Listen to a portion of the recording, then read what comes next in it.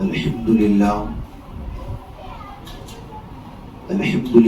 نحمده ونستعينه ونستغفره ونؤمن به ونتوكل عليه ونعوذ بالله من شرور أنفسنا ومن سيئات أعمالنا من يهده الله فلا مضل له ومن يضلله فلا هادي له ونشهد أن لا إله إلا الله وحده لا شريك له ونشهد أن سيدنا محمدا عبده ورسوله صلى الله عليه وعلى آله وأصحابه وبارك وسلم تسليما كثيرا أما بعد فأعوذ بالله من الشيطان الرجيم بسم الله الرحمن الرحيم شهر رمضان الذي أنزل فيه القرآن هدى للناس وبينات من الهدى والفرقان فمن شهد منكم الشهر فليصم ومن كان مريضا أو على سفر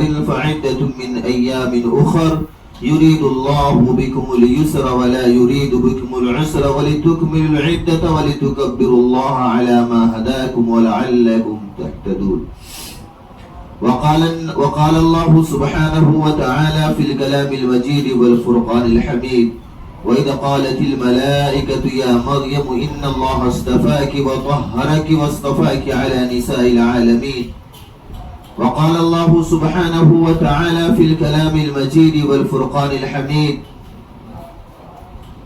إن الله على كل شيء قدير. صدق الله المولانا العظيم وصدق رسوله النبي الأمين المتين الكريم ونحن على ذلك لمن الشاهدين والشاكرين والحمد لله رب العالمين. عزیزان گرامی، اللہ جل جلالہ اما نوالہ کا بے انتہا فضل ہوا، اس کا کرم ہوا کہ اللہ پاک نے ہم سب لوگوں کو رمضان المبارک کے تیسرے عشرے میں پہنچا دیا. اللہ جل جلالہ اما نوالہ نے رمضان المبارک کے 3 عشرے بنائے. پہلا عشرہ رحمت کا اور دوسرا عشرہ مغفرت کا، تیسرا عشرہ جو ہے جہنم کی آگ سے آزادی کا.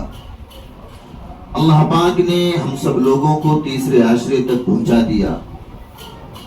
اللہ کا بہت بڑا فضل، اس کا کرم ہے، اس کا احسان ہے. عزیزان گرامی، اللہ جل جلالہ و منوالہ نے ہم سب لوگوں کو ماہ رمضان المبارک کے ایام کو، ماہ رمضان المبارک کے مہینے کو دے کر اپنا خاص فضل فرمایا. رمضان کے معنی ہوتا ہے کسی چیز کو اکٹھا کرنا اور پھر اس کو جلا کر راکھ کر دینا، پھر اس کو فضا میں اڑا دینا. آقا مدنی جناب محمد عربی صلی اللہ علیہ وسلم نے فرمایا رمضان المبارک کے مہینے میں اللہ اپنے بندوں کے گناہ کو اکٹھا کرتا ہے اور پھر ان تمام گناہوں کو جلا دیتا ہے. جلانے کے بعد پھر اس کو اڑا دیتا ہے، اور جب وہ چاند رات ہوتی ہے، پھر عید کا دن آتا ہے، تو اللہ پاک اپنے بندے کو اس طریقے سے کر دیتا ہے جس طریقے سے ایک ماں کے پیٹ سے بچہ جنم لیتا ہے. اللہ کے رسول صلی اللہ علیہ وسلم نے فرمایا اگر کسی آئینے کے اوپر گرد و غبار لگا ہو تو ہلکے سے کپڑے کو بھگو کر صاف کر دو. جس طریقے سے ایک مرتبہ کپڑے کو آئینے کے اوپر مارنے سے صاف ہو جاتا ہے، اسی طریقے سے بندہ رمضان المبارک کے مہینے کو پایا اور اس کے ایام کی قدر کرتے ہوئے، اس کے فرائض کو ادا کرتے ہوئے، اللہ کے حکم اور نبی پاک صلی اللہ علیہ وسلم کے طریقے کے مطابق ماہ رمضان کے ایام کو گزارتے ہوئے جب بندہ آخری عشرے کے آخری تاریخ میں پہنچتا ہے تو اللہ اس بندے کو اس طریقے سے کر دیتا ہے جیسے اس کے اوپر کبھی اس نے گناہ ہی نہ کیا ہو. عزیزان گرامی، توکل اللہ کے اوپر سب سے پہلے بھروسہ ہونا چاہیے کہ اللہ ہم کو بالکل گناہوں سے پاک صاف کر دے گا. ایک مرتبہ آقا مدنی جناب محمد عربی صلی اللہ علیہ وسلم بہت بھوکے تھے، शिद्दत की भूख लगी थी। हदीस की किताबों में लिखा है कि अल्लाह के प्यारे रसूल हम सब के आका जनाब मोहम्मद रसूलुल्लाह सल्लल्लाहु अलैहि वसल्लम सबसे पहले अपनी पहली बीवी के पास जाते हैं और वहां पर जाने के बाद बोले कि कुछ खाने को है, मुझे भूख शिद्दत की लगी है। बीवी ने कहा, मेरे शौहर, मेरे सरताज, ऐ अल्लाह के रसूल सल्लल्लाहु अलैहि वसल्लम, हमारे घर में 2 दिन से फाके हैं। हदीस की किताबों में लिखा है कि फिर अल्लाह के रसूल सल्लल्लाहु अलैहि वसल्लम अपनी दूसरी बीवी के घर पर तशरीफ ले गए और उनसे कहा, कुछ खाने को है, भूख मुझे शिद्दत की लगी हुई है। उन्होंने कहा कि हमारे घर में भी 2 दिन से फाके हैं। हदीस की किताबों में लिखा, फिर तीसरी बीवी के पास अल्लाह के रसूल सल्लल्लाहु अलैहि वसल्लम जाते हैं और उनसे कहते हैं, कुछ है खाने पीने का सामान, मुझे भूख शिद्दत की लगी हुई है। उन्होंने भी फरमाया कि अल्लाह के प्यारे रसूल, हमारे घर में भी 1 दिन से फाका है। फिर चौथी बीवी के पास गए, फिर 5वीं बीवी के पास गए। इसी तरीके से तमाम अज़वाज मुतहरात के घर पर गए, लेकिन कहीं खाने को नहीं मिला कुछ। अल्लाह के रसूल सल्लल्लाहु अलैहि वसल्लम ने फरमाया, अब मैं अपनी बेटी के घर पे जाता हूँ। अल्लाह के प्यारे रसूल सल्लल्लाहु अलैहि वसल्लम की 4 साहबजादियां थी, लेकिन सबसे ज्यादा प्यार अल्लाह के रसूल सल्लल्लाहु अलैहि वसल्लम अपनी सबसे छोटी बेटी हजरत फातिमा ज़हरा रज़ी अल्लाहु ताला अन्हा से करते थे।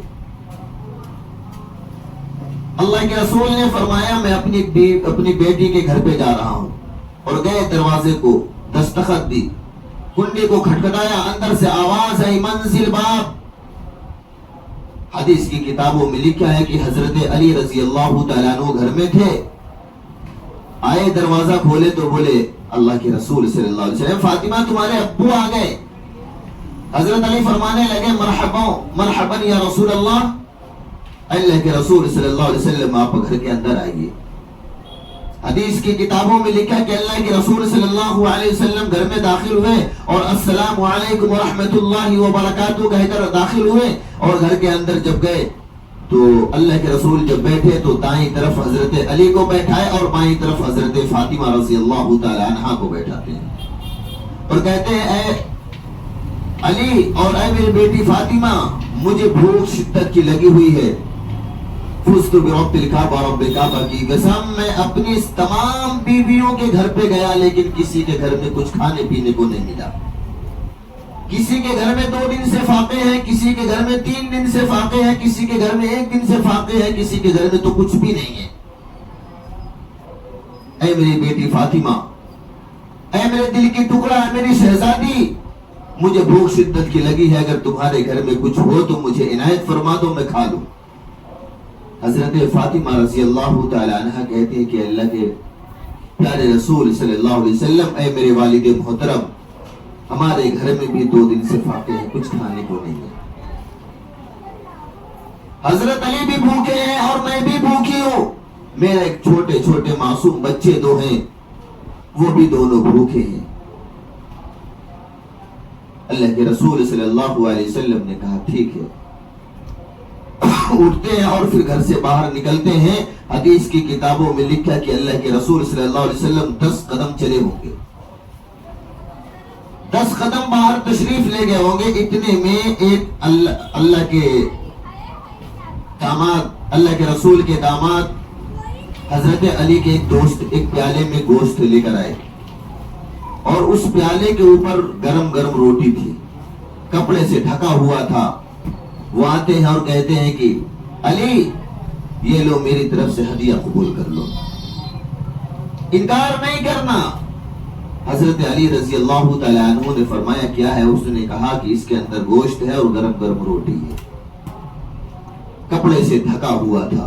हजरत अली शेर खुदा दामाद रसूल सल्लल्लाहु अलैहि वसल्लम अपने घर के अंदर लाते हैं और वो अपनी बीवी को देखते हैं और हजरत फातिमा अपने शौहर को देखती हैं, एक दूसरे को देखते हैं। हजरत अली रजी अल्लाह तआला अन्हु ने फरमाया कि ऐ मेरी बीवी फातिमा, आप इजाजत दो तो मैं अल्लाह के रसूल को सल्लल्लाहु अलैहि वसल्लम को भी बुला के लाऊं। आप अगर इजाजत देंगी तो मैं آپ کے ابو کو ابھی بلا کر لاؤں گا اور ان کو بھوک شدت کی لگی ہے، وہ کھا لیں گے تو ان کے بھوک میں ان کو تسلی ملے گی، بھوک ختم ہو جائے گی۔ انہوں نے کہا کہ میرے شوہر میرا بھی دل یہی چاہتا تھا، اس لیے میں آپ کو دیکھتی تھی۔ حضرت علی رضی اللہ تعالیٰ عنہ فوراً نکلتے ہیں اور اللہ کے رسول صلی اللہ علیہ وسلم کو راستے سے واپس لے کر آتے ہیں۔ گھر میں پہنچے، دسترخوان لگا، کھانا سامنے رکھا گیا۔ اللہ کے رسول صلی اللہ علیہ وسلم نے فرمایا علی آپ بھی آ جاؤ، فاطمہ تم بھی آ جاؤ۔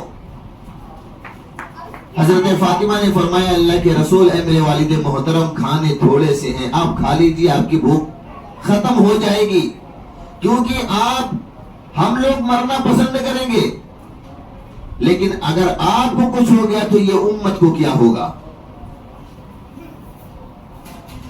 آپ کھا لیجیے۔ اللہ کے رسول صلی اللہ علیہ وسلم نے فرمایا نہیں آپ لوگ بھی آئیں۔ لوگوں نے منع کیا، حضرت علی اور حضرت فاطمہ نے منع کیا، لیکن اللہ کے رسول صلی اللہ علیہ وسلم اپنے نبوت والے ہاتھ سے اس کپڑے کو ہٹایا۔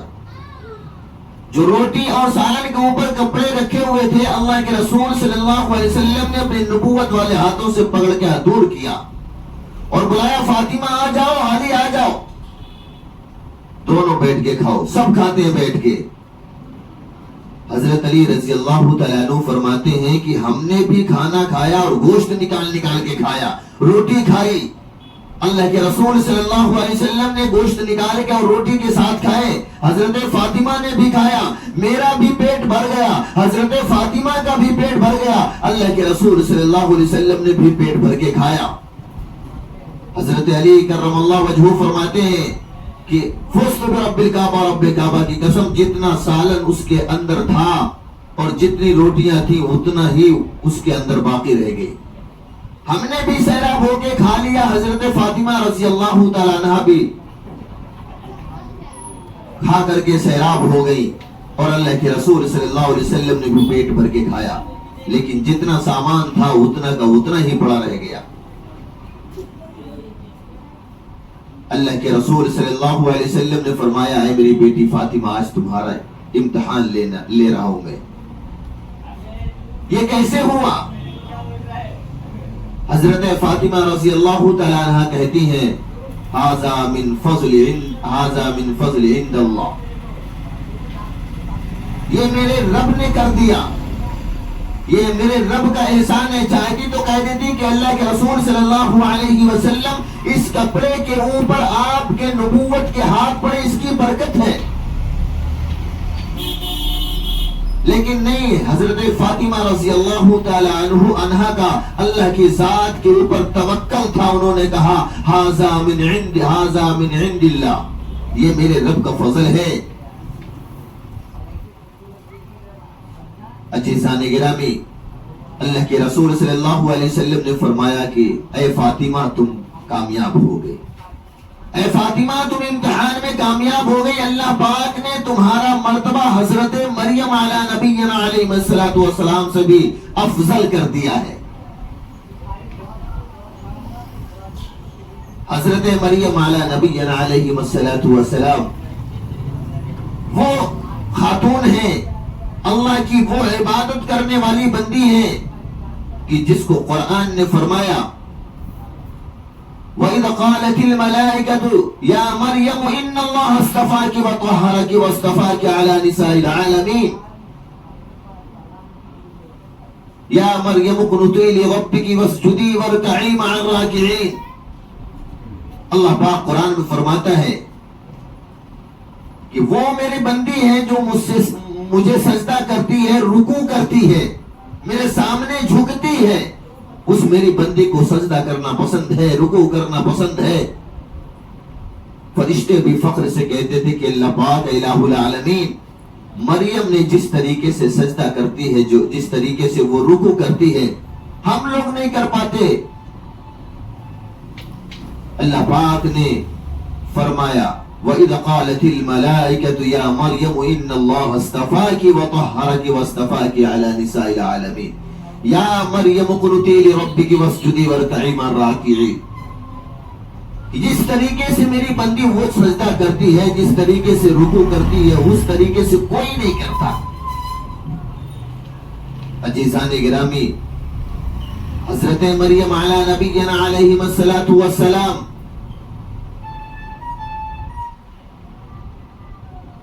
جنت سے اپنے لیے کھانے منگوا لیتی تھی، اور ایک مرتبہ کا واقعہ ہے قرآن کے اندر 3 پارے میں اللہ فرماتا ہے،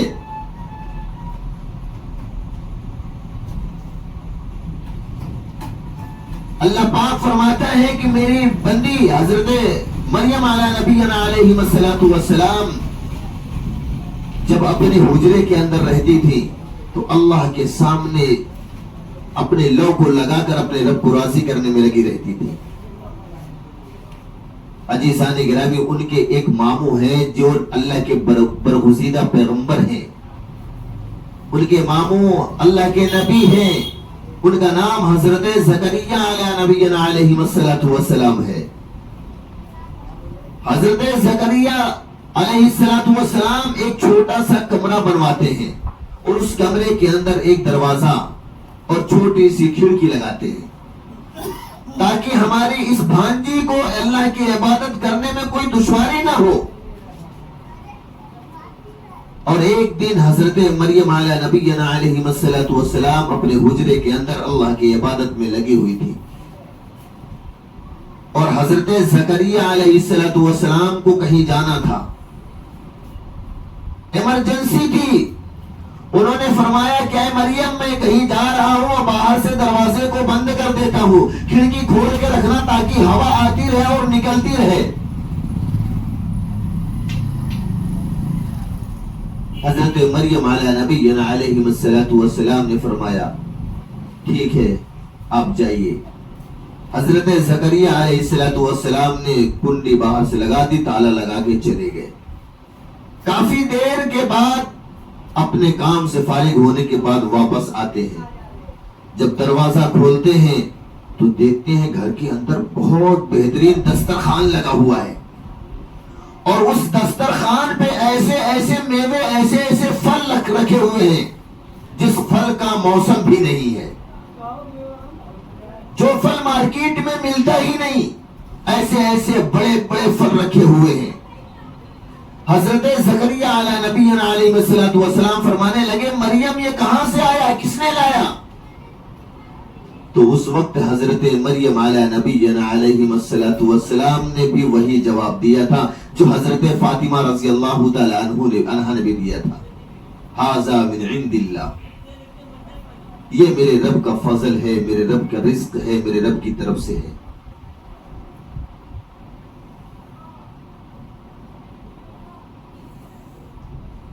عزیزان گرامی، کہنے کا مطلب یہ ہے کہ اللہ پاک کے رسول صلی اللہ علیہ وسلم نے فرمایا، حدیث قدسی ہے کہ جو اللہ کا ہو گیا اللہ اس کا ہو گیا، اور یہ رمضان المبارک کے ایام اللہ پاک نے جو عطا فرمائے، حضرت موسیٰ علی نبینا علیہ الصلوۃ والسلام نے فرمایا اے الہ العالمین، اے الہ العالمین، جو روزہ رکھتا ہے، آپ فرمائے میں ایک امت بھیجوں گا، آخری نبی کو وہ امت عطا کروں گا، اس کے اوپر روزے کو فرض کروں گا۔ آپ نے قرآن کے اندر فرما دیا یا ایھا الذین آمنوا کتب علیکم الصیام کما کتب علی الذین من قبلکم لعلکم تتقون، کیا ایمان والو ہم نے تمہارے اوپر روزے کو فرض کر دیا ہے جس طریقے سے پچھلی امتوں پہ روزے کو فرض کیا تھا، تاکہ تم نیک پرہیزگار متقی بن جاؤ۔ عزیزان گرامی، موسیٰ علیہ السلام نے فرمایا الہ العالمین، وہ مہینہ جب آپ ان کو عطا فرمائیں گے تو آپ کا وعدہ ہے، آپ فرماتے ہیں کہ میں نماز پڑھنے پر میں جنت دوں گا، زکوٰۃ ان کے اوپر فرض کروں گا اس کے عوض میں جنت دوں گا، حج ان کے اوپر فرض کروں گا اس کے عوض میں جنت دوں گا۔ وہ امت زکوٰۃ ادا کرے گی، میں اس پہ جنت کا وعدہ کیا ہوں، اور وہ امت حج کرے گی، میں اس پہ جنت دینے کا وعدہ کیا، وہ امت نماز قائم کرے گی، میں اس پہ جنت دینے کا وعدہ کیا، لیکن روزے رکھے گی، میں روزے پہ جنت نہیں دوں گا۔ وہ امت روزے رکھے گی لیکن اس کو روزے رکھنے کے عوض میں جنت نہیں دوں گا۔ اللہ کے رسول صلی اللہ علیہ وسلم نے فرمایا اللہ پاک آپ میری امت کو نماز پڑھنے پر جنت عطا کریں گے. آپ میری امت جب زکات ادا کرے گی تو آپ اس زکات ادا کرنے پر جنت کا وعدہ کیا ہے. حج ادا کرے گی, عمرہ کرے گی, آپ نے جنت کا وعدہ کیا. لیکن رمضان المبارک کے ایام کو پائے گی, رمضان المبارک کے روزے کو پائے گی اور روزے رکھے گی, آپ اس پہ جنت کا وعدہ نہیں فرمائے. اللہ پاک کہتے ہاں وہ روزہ رکھے گی, اس کو میں جنت نہیں دوں گا بلکہ وہ میرا ہو جائے گا, میں اس کا ہو جاؤں گا. جب میں اس کا ہو جاؤں گا تو جنت بھی اس کی, دنیا بھی اس کی, آخرت بھی اس کی. عزیزان گرامی, اللہ پاک نے ہم سب لوگوں کو اتنا محبوب نبی عطا فرمایا, اتنا محبوب نبی عطا فرمایا اور اس کے ساتھ ساتھ محبوب دین بھی عطا فرمایا. اللہ پاک نے ایسا نبی عطا فرمایا جو 1,24,000 انبیاء علیہ السلام کا امام بنا, جس نے اپنی انگلی مبارک کو آسمان کی طرف, چاند کی طرف اشارے سے ہلا دیا, چاند کے 2 ٹکڑے ہو گئے. جس نے ڈوبے ہوئے سورج کی طرف اپنی نبوت والی انگلی کو ہٹا دیا, ہلا دیا, تو وہ ڈوبا ہوا سورج بھی نکلنے پر مجبور ہو گیا. جو نبی تھالی پیالہ اور تشتری کے اوپر اپنی نبوت والے ہاتھ کو رکھ دیا تو انگلیوں سے پانی کے چشمے جاری ہو گئے. جو نبی کسی شجر اور درخت کو انگلی کے اشارے سے بلا لیا, شجر بھی زمین کا سینہ چیرتے ہوئے اور گواہی دینے کے لیے پہنچ گیا. جو نبی مکہ کے ظالم, مکہ کے مشرک اپنے ہاتھوں میں کنکر پتھر لیے تھے اور پوچھ رہے تھے کہ اے نبی آپ بتلا دو اس کے اندر کیا, ہم سچا مان لیں گے. وہ نبی نے فرمایا اگر میں بتلاؤں تو بڑی بات ہوگی, اور جو تیری مٹھی میں ہے وہ خود بتا دے کہ میں کیا ہوں. تو مٹھی سے بھی کلمہ پڑھنے کی آواز آنے لگی. ہم ایسے نبی کی امت ہیں. عزیزان گرامی, ملک شام کے اندر ایک بہت بڑا عالم, یہودیوں کا عالم تھا. اللہ پاک نے آسمانی کتاب بڑی بڑی 4 نازل فرمائی, جس کا نام تورات ہے, زبور ہے, انجیل ہے اور قرآن شریف ہے. تورات اللہ پاک نے حضرت موسیٰ علیہ نبینا علیہ السلام کے اوپر نازل فرمائی تھی. تورات وہ ملک شام کے اندر رہنے والا یہودیوں کا سب سے بڑا عالم حضرت موسیٰ علیہ نبینا علیہ السلام کی قوم کو یہود کہا جاتا تھا. وہ ملک شام کے اندر رہتا تھا. جس طریقے سے جمعہ کا دن ہمارے یہاں سب سے افضل ہے, سب سے محترم ہے, ہفتوں کا سردار ہے, اسی طریقے سے یہودیوں کے ہاں سنیچر کا دن سب سے افضل معتبر تھا. وہ یہودی عالم ملک شام کے اندر رہتا ہے. ہم جس طریقے سے قرآن کی تلاوت کرتے ہیں ویسے وہ تورات کی تلاوت کیا کرتا تھا. سنیچر کے دن صبح اٹھا, نہایا دھویا, اچھے کپڑے پہنے, خوشبو لگائی اور تورات اوپر رکھی ہوئی تھی اس کو اتارا, اپنے سینے سے لگایا, آنکھوں سے لگایا, بوسہ دیا, پھر تورات کو کھولتا ہے. جب کھولا تورات تو سب سے پہلے اس کی نظر تورات کے اندر محمد نام کے اوپر پڑی, کیونکہ وہ اللہ نے قرآن میں فرمایا وَرَفَعْنَا لَكَ ذِكْرَكَ, کہ اے میرے محبوب میں آپ کے ذکر کو ہر دھرم کی کتابوں کے اندر عام کر دوں گا, دنیا کے کونے کونے پہ پہنچا دوں گا, مشرق سے لے کے مغرب تک اور شمال سے لے کے جنوب تک, اور صبح قیامت تک آپ ہی کی شریعت چلے گی. وہ یہودی عالم جب اس تورات کو کھولا اور کھولنے کے بعد اس کی نظر پڑی کہ ایک جگہ پہ محمد لکھا ہوا ہے. سوچنے لگا کہ یہ محمد کون ہے, یہ تورات کے اندر محمد نام کہاں کیوں آیا؟ وہ کہتا ہے یہودی مجھے بڑا غصہ آیا, میں نے اس نام کو, محمد کے نام کو پھاڑ دیا اور پھاڑنے کے بعد اس کو جلا دیا. حدیث کی کتابوں میں لکھا فَقَطَعَهَا وَحَرَّقَهَا. وہ یہودی کو بڑا غصہ آیا, اپنے غصے پہ کنٹرول نہیں کر پایا, وہ محمد کے نام کو کاٹ دیا اور کاٹنے کے بعد اس کو جلا دیا. پھر واپس اس تورات کو بند کیا اور اس کی جگہ پہ رکھ دیا. اگلا ہفتہ آیا, اگلا سنیچر آیا, پھر صبح اٹھا, نہایا دھویا, اچھے کپڑے پہنے, خوشبو لگائی, تورات کو اوپر سے اتارتا ہے اور اپنے سینے سے لگاتا ہے, آنکھوں پہ لگا کے بوسہ دیتا ہے. پھر تورات کو کھولتا ہے تو پہلے ہفتے میں اس کی نظر ایک مرتبہ محمد کے نام پہ پڑی تھی. اس بار جب کھولا تورات کو تو 2 مرتبہ محمد لکھا ہوا دیکھا. وہ یہودی عالم کہنے لگا مجھے بہت غصہ آیا کہ یہ تو ہمارے نبی حضرت موسیٰ علیہ السلام کے اوپر اللہ پاک نے کتاب کو نازل فرمایا, اس میں محمد نام کیوں آتا ہے؟ وہ یہودیوں کا عالم کہنے لگا ہم کو بہت غصہ آیا, میں نے اس نام کو, دونوں نام کو پھاڑ دیا, فقطعها وحرقها, اور اس کو جلا دیا. پہلے ہفتے میں ایک نام پھاڑا, دوسرے ہفتے میں اللہ نے ڈبل کر دیا. پھر وہ یہودی عالم کہنے لگا میں نے تورات کو بند کیا اور غصے سے اوپر رکھ دیا. تیسرا ہفتہ چالو ہوا, پھر صبح کو حسب معمول نہایا, اچھے سے عمدہ کپڑے پہنے, اچھی خوشبو لگائی, تورات کو ادب و احترام کے ساتھ اتارا, اپنے سینے سے لگایا, آنکھوں سے لگایا, بوسہ دیا تورات کو, پھر کھولتا پڑھنے کے لیے.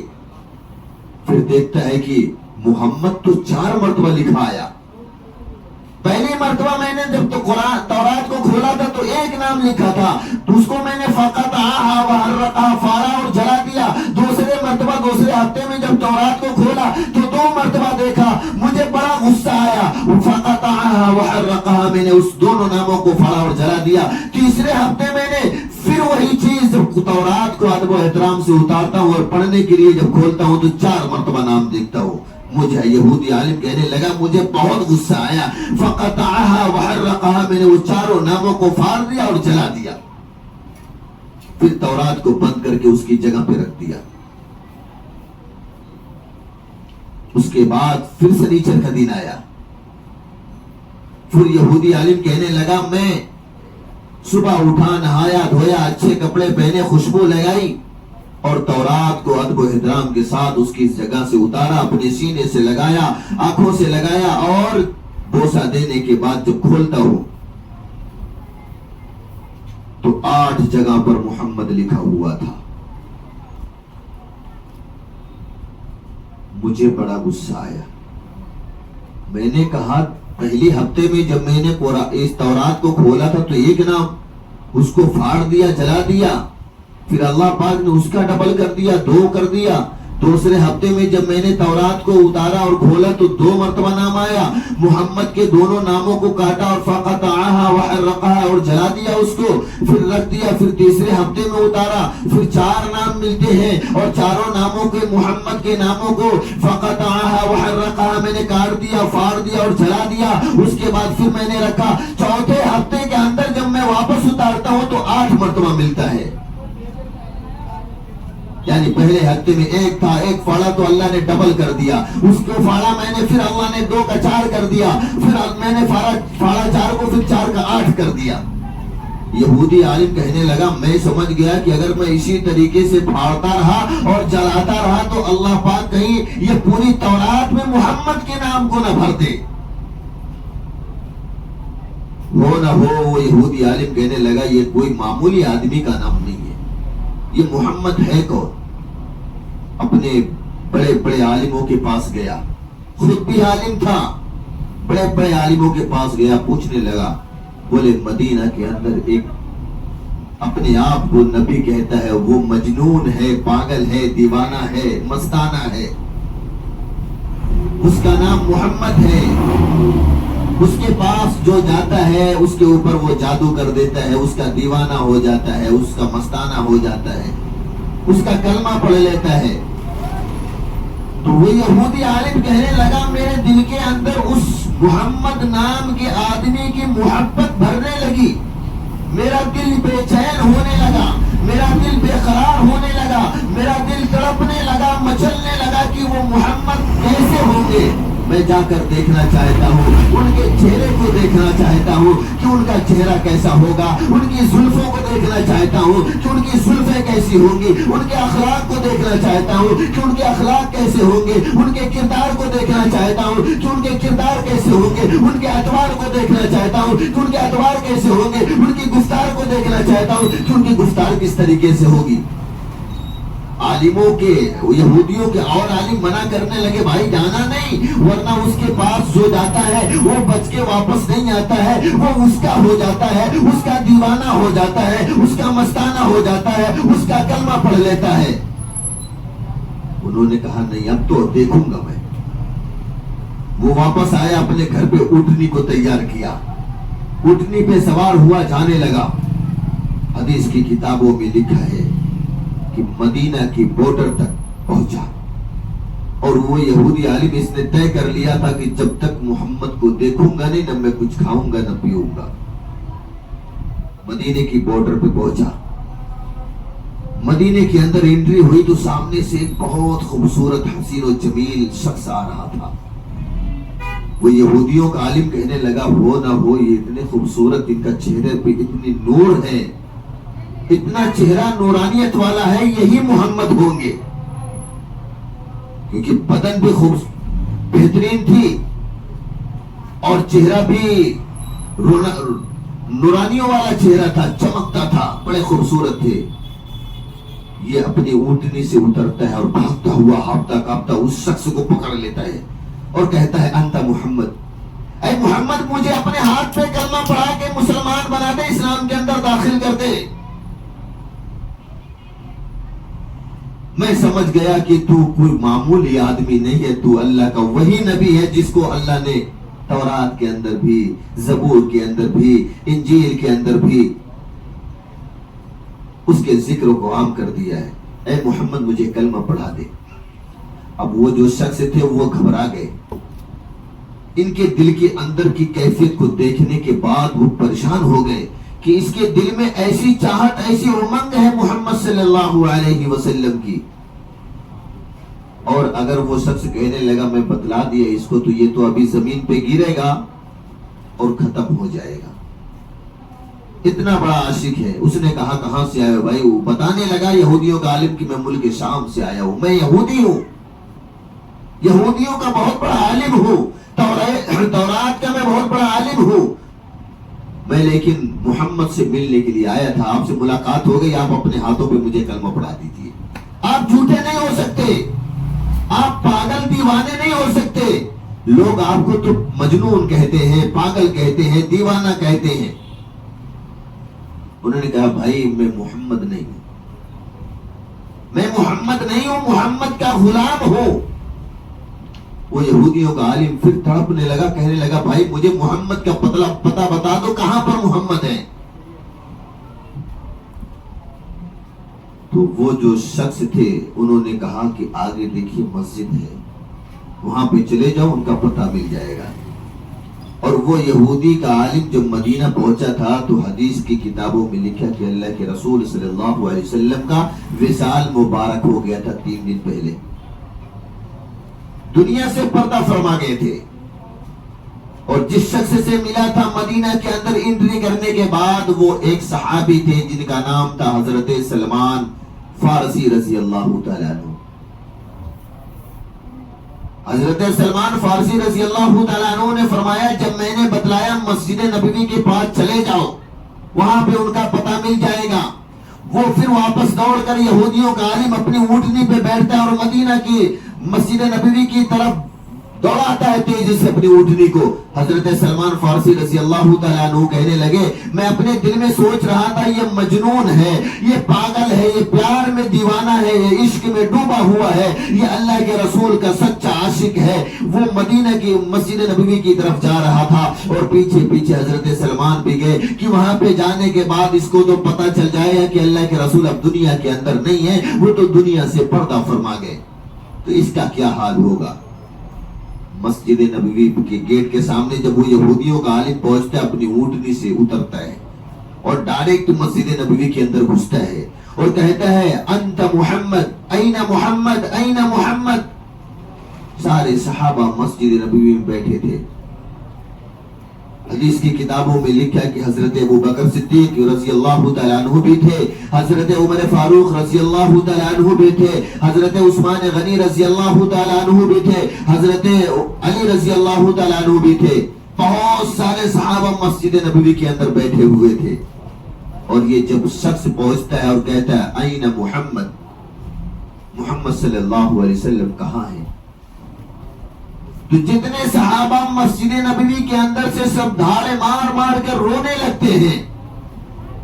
اور یہ ان کو روتا ہوا دیکھ کر کے یہ اور این محمد کی صدائیں لگا رہا. پیچھے سے حضرت سلمان فارسی رضی اللہ تعالیٰ عنہ بھی آ رہے تھے. وہ بھی مسجد نبوی کے اندر جب گھستے ہیں تو دیکھتے ہیں حضرت ابو بکر صدیق رضی اللہ تعالیٰ عنہ بھی دھاڑے مار مار کر رو رہے ہیں, حضرت عمر فاروق رضی اللہ تعالیٰ عنہ بھی رو رہے ہیں, اور حضرت عثمان غنی رضی اللہ تعالیٰ عنہ بھی رو رہے ہیں, حضرت علی رضی اللہ تعالیٰ عنہ بھی رو رہے ہیں. حضرت سلمان فارسی رضی اللہ تعالیٰ عنہ نے فرمایا مسجد نبوی کے اندر سارے صحابہ بیٹھے ہوئے تھے, سب کے سب رو رہے تھے, اور میں بھی پہنچا, میں بھی رونے لگا. حضرت ابو بکر صدیق رضی اللہ تعالیٰ عنہ نے فرمایا بھائی تم کون ہو اور کہاں سے آئے ہو؟ وہ آنے والے شخص نے کہا میں ملک شام سے آیا ہوں اور میں یہودیوں کا بہت بڑا عالم ہوں. میں اس لیے آیا تھا کیونکہ میں تورات میں دیکھا تھا, میں ہمارے ہاں سنیچر کا دن جو بڑا معتبر دن ہوتا ہے, اس سنیچر کے دن میں نہایا دھویا, اچھے کپڑے پہنے, خوشبو لگائی, اور تورات کو میں نے اتارا اور کھول کر کے اس کی تلاوت کرنے جا رہا تھا. اس کے اندر ایک مرتبہ محمد کے نام کو دیکھا, فقطع وحرقا, میں نے اس کو کاٹا تھا اور جلا دیا. اس کے بعد پھر رکھ دیا. دوسرا ہفتہ آیا, سنیچر کا دن آیا, پھر نہایا دھویا اور اس تورات کو ادب و احترام سے اتار کے پھر تلاوت کرنے کے لیے کھولتا ہوں تو 2 مرتبہ محمد کے نام کو دیکھتا ہوں, مجھے غصہ آتا ہے. فقطع وحرقا, میں نے دونوں ناموں کو کاٹا اور اس کو جلا دیا, پھر اس کو اس کی جگہ پہ رکھ دیا. تیسرا ہفتہ آیا اور پھر میں نے صبح میں نہایا دھویا. اس کے بعد پھر میں ادب و احترام سے تورات کو اتارا, اپنے سینے سے لگایا, آنکھوں پہ بوسہ دیا اور اس کے بعد پھر چوما. اس کے بعد میں نے تورات کو کھولا پڑھنے کے لیے تو 4 مرتبہ محمد کے نام کو دیکھا. پھر میں نے فقطع وحرقا, اس کو کاٹا اور جلا دیا. اس کے بعد پھر میں نے رکھ دیا تورات کو. پھر چوتھا ہفتہ آیا, میں پھر صبح میں نہایا دھویا, عمدے سے عمدہ کپڑا پہنا, عمدہ سے عمدہ خوشبو لگائی. اس کے بعد پھر تورات کو اتارا, اپنے سینے سے لگایا, آنکھوں سے لگایا اور بوسہ دیا. پھر تورات کو کھولا میں نے پڑھنے کے لیے. پھر میں نے 8 مرتبہ نام دیکھا, محمد کے نام کو دیکھا. میں نے کہا اگر اسی طریقے سے میں کاٹتا اور جلاتا رہا تو اللہ تعالی شانہ پوری تورات کو محمد کے نام سے بھر نہ دے. اس کے بعد میرے دل کے اندر یہ خیال آیا کہ یہ کوئی عام آدمی نہیں ہے. میں نے پتہ کیا تو پتہ چلا کہ اللہ کا کوئی نبی ہے جو مدینۃ المنورہ کے اندر ہے اور وہ اس کا نام محمد ہے. وہ بڑا صادق ہے, بڑا سچا ہے, وہ امین ہے, امانت دار ہے. لوگ اس کو پاگل کہتے ہیں, لوگ اس کو دیوانہ کہتے ہیں, لوگ اس کو مستانہ کہتے ہیں, لوگ اس کو مجنون کہتے ہیں, لیکن میں واقعی میں ان سے ملنے کے لیے آیا ہوں, ان کے ہاتھ پہ کلمہ پڑھنے کے لیے آیا ہوں. حضرت ابو بکر صدیق رضی اللہ تعالیٰ عنہ نے فرمایا بھائی آپ نے بڑی دیر کر دی. اللہ کے رسول صلی اللہ علیہ وسلم کا 4 دن پہلے وصال مبارک ہو گیا. وہ دنیا سے پردہ فرما گئے. وہ یہودیوں کا عالم دھاڑے مار مار کر رو رہا تھا, زمین کے اوپر لوٹنے لگا اور کہنے لگا یا اللہ تیرے محبوب کی جو میرے دل کے اندر عظمت آئی ہے, تو میں اتنا خراب تھا کہ ہدایت بھی دیا تو تیرے محبوب کو اپنے پاس بلا لینے کے بعد مجھے ہدایت دیا.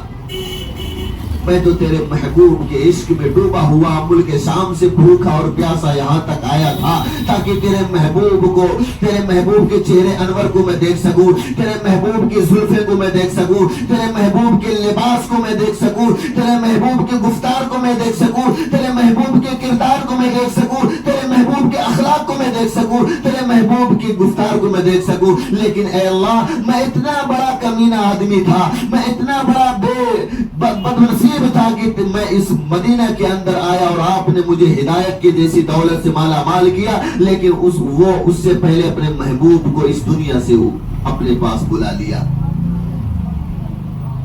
عزیزان گرامی, کچھ دیر کے بعد وہ ملک شام سے جو گیا تھا یہودیوں کے عالم, وہ کہنے لگا میرے بھائی اللہ کے رسول تو نہیں ہے، ان کا کوئی کپڑا اگر ہو، کوئی چادر اگر ہو تو وہ چادر مجھے دکھا دو، کیونکہ اللہ کے رسول کے تو چہرے کو دیکھ نہیں سکا، بد نصیب تھا میں کہ اللہ نے ہدایت بھی دی تو اللہ کے رسول اس دنیا سے پردہ فرما گئے۔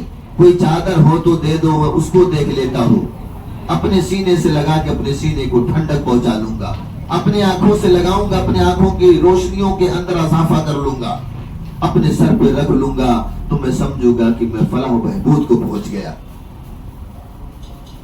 حضرت علی داماد رسول صلی اللہ علیہ وسلم بھی مسجد نبوی میں تھے، انہوں نے حضرت عثمان بن عفان رضی اللہ تعالیٰ عنہ کو بلاتے ہیں اور کہتے ہیں کہ عثمان گھر پہ جاؤ اور اللہ کے رسول صلی اللہ علیہ وسلم کی صاحبزادی، اللہ کے رسول صلی اللہ علیہ وسلم کی دل کی ٹکڑا، اللہ کے رسول صلی اللہ علیہ وسلم کی بیٹی، جنتی عورتوں کی سردارن امام حسن اور حسین کی امی جان، ان کے پاس جائیے اور ان سے پوچھئے اللہ کے رسول صلی اللہ علیہ وسلم کا کچھ کپڑا ہو یا کوئی چادر مبارک ہو تو وہ دے دو، کیونکہ ملک شام سے ایک ان کا عاشق رسول آیا ہوا ہے۔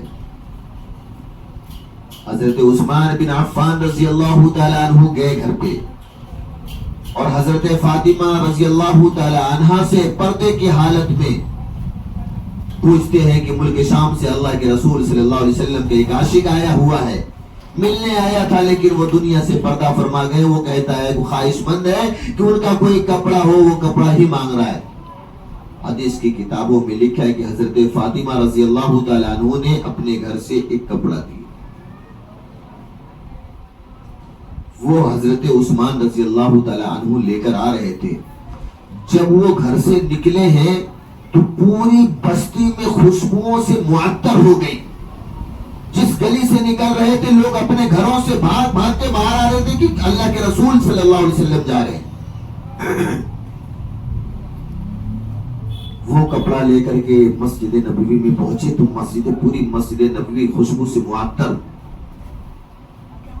وہ یہودیوں کا عالم نے کپڑے کو پکڑا، اپنے سینے سے لگایا، ٹھنڈی سانس لیا، اپنے آنکھوں سے لگایا، بوسہ دیا، سر پہ رکھا، اس کے بعد کہنے لگا بھائی میری آخری خواہش پوری کر دو، اللہ کے رسول صلی اللہ علیہ وسلم کے قبر اطہر تک مجھے پہنچا دو۔ حضرت ابو بکر صدیق رضی اللہ تعالیٰ عنہ، حضرت عمر فاروق رضی اللہ تعالیٰ عنہ اور حضرت عثمان بن عفان رضی اللہ تعالیٰ عنہ، حضرت سلمان فارسی رضی اللہ تعالیٰ عنہ اور حضرت علی رضی اللہ تعالیٰ عنہ، سارے کے سارے صحابہ ساتھ میں اللہ کے رسول صلی اللہ علیہ وسلم کے روضے مبارکہ کے پاس اس یہودی کو لے کے جا رہے۔ عزیزان گرامی، جب وہ یہودی اللہ کے رسول صلی اللہ علیہ وسلم کے روضے مبارکہ کے پاس پہنچتا ہے تو اپنی انگلی کو آسمان کی طرف کرتا ہے اور کہتا ہے کہ اللہ پاک اگر میرے دل کے اندر تیرے محبوب کی سچی محبت ہے، اے اللہ اگر میرے دل کے اندر تیرے محبوب کا سچا عشق ہے اور میں عاشق رسول ہوں تو میں اب زندہ نہیں رہنا چاہتا، مجھے اسی وقت میری روح کو پرواز کر لے تو میں سمجھ جاؤں گا کہ میں تیرے نبی کا سچا عاشق تھا۔ حدیث کی کتابوں میں لکھا ہے کہ ایک آواز بلند ہوتی ہے، اشہد ان لا الہ الا اللہ و اشہد ان محمد عبدہ و رسولہ، اور وہ یہودی زمین کے اوپر گر جاتا ہے، اس کی روح پرواز کر جاتی ہے۔ عزیزان گرامی، انا للہ و انا الیہ راجعون۔ وہ یہودی کلمہ پڑھ کے اللہ کے رسول صلی اللہ علیہ وسلم کا عاشق اس دنیا سے اپنی روح کو اللہ کے سامنے، اللہ کے پاس بھیج دیا۔ اللہ پاک کہنے سننے سے زیادہ عمل کی توفیق عطا فرمائے۔ اللہ اپنی اور اپنے نبی حضرت محمد مصطفیٰ صلی اللہ تعالی علیہ وسلم سے سچی پکی محبت کرنے والا بنائے۔ وما علینا الا البلاغ۔ جن حضرات نے سنت نہ پڑھی سنت سے فارغ ہو جائے۔